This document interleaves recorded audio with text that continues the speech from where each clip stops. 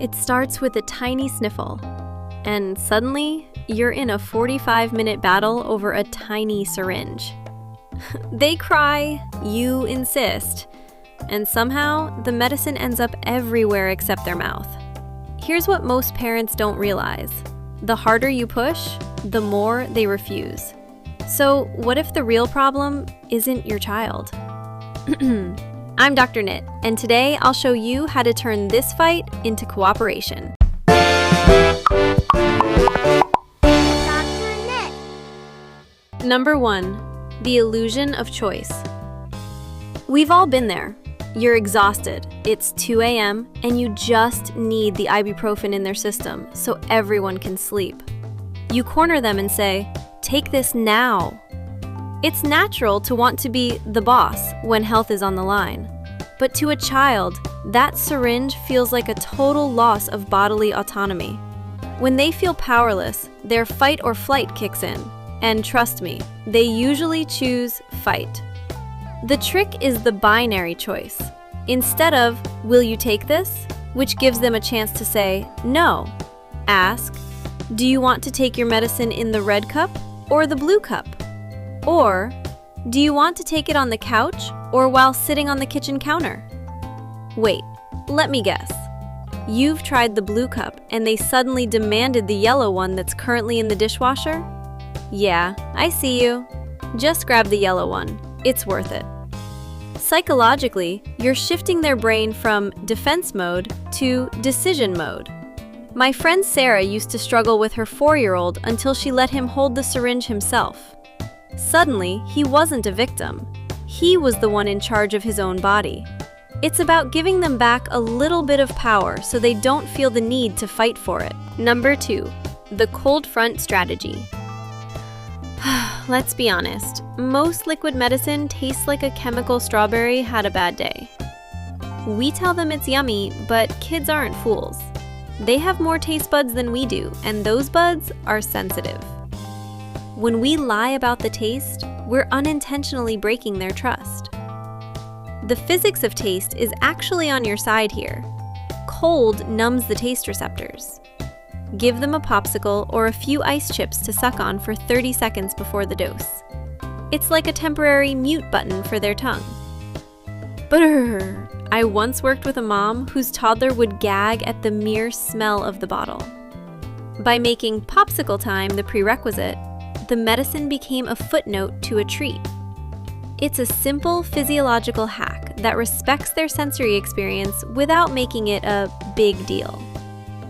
You're not tricking them, you're just preparing their senses. Number 3, the chaser ceremony. Sometimes it's not the medicine itself, but the lingering aftertaste that creates the trauma for the next dose. If the bitterness hangs around, the child associates the medicine with a long-term unpleasant feeling. Enter the chaser. Let them pick their favorite juice or a tiny bit of chocolate milk to have immediately after. But here's the genius part. Call it a ceremony. Make it a ritual. The medicine medal ceremony. Normalization check. We often feel guilty bribing our kids. But listen, do you like taking bitter pills? No. You probably drink a whole glass of water or juice to get it down. You aren't bribing. You're providing a solution to a problem. When my nephew started getting a juice chaser, he stopped running away because he knew the yuck would only last 3 seconds. It gives them a light at the end of the tunnel. Number 4, role reversal, the patient teddy. Kids learn through play. It's their primary language. When we approach medicine with a clinical vibe, it's scary. But when we bring it into their world of imagination, the fear dissolves. Grab their favorite stuffed animal or doll. Tell them, "Oh no, Teddy has a rumbly tummy too. He needs his medicine." Let your child administer a dose of water to the toy first. Watch how carefully they do it. "Oh, thank you. I feel much better now. Can you show me how brave you are too?" Psychologically, this is called modeling. It allows the child to process the situation from a safe, external perspective before experiencing it themselves.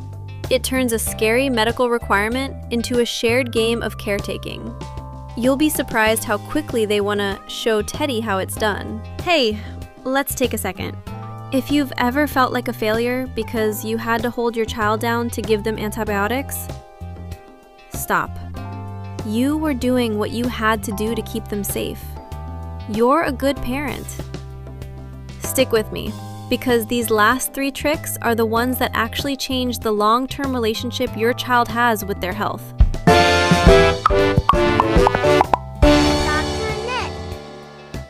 Number 5, the sidecar technique. The physical way we give medicine matters. Most parents aim the syringe right at the back of the throat or the center of the tongue. That is the gag zone. It triggers a primitive reflex that makes the child spit it out instantly.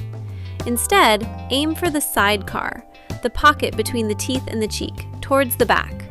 There are fewer taste buds there and no gag reflex. Normalization time.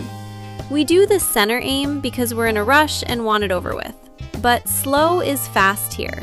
Squirt a tiny bit at a time. It feels less like an invasion and more like a slow process. One dad I know calls it filling the gas tank while his son makes truck noises. It's all about the angle and the attitude.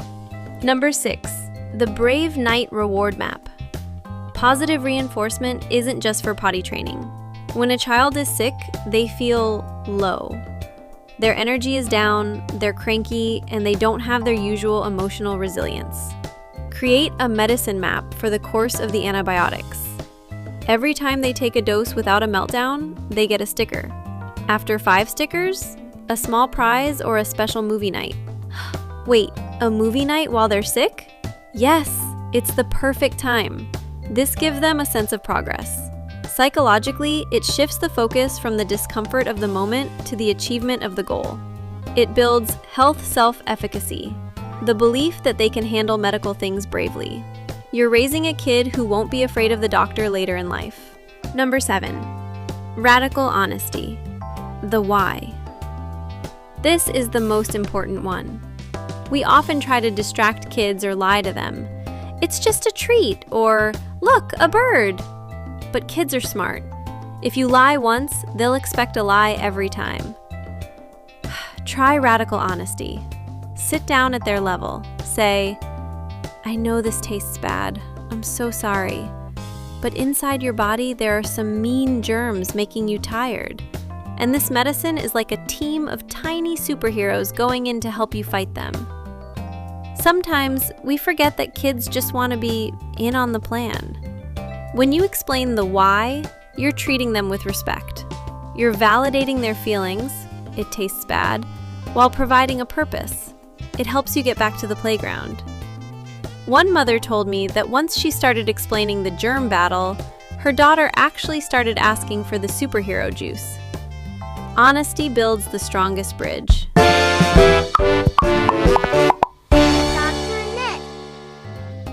Parenting is hard, and parenting a sick child is level 10 hard. If today was a struggle, tomorrow is a fresh start. You're doing a great job, and the fact that you're even watching this proves how much you care. If these tips helped, please hit that subscribe button. It helps us keep making these for you. And I want to hear from you. What's the one topic you're struggling with right now? Tell me in the comments, and maybe it'll be our next video. Stay brave and keep knitting those connections.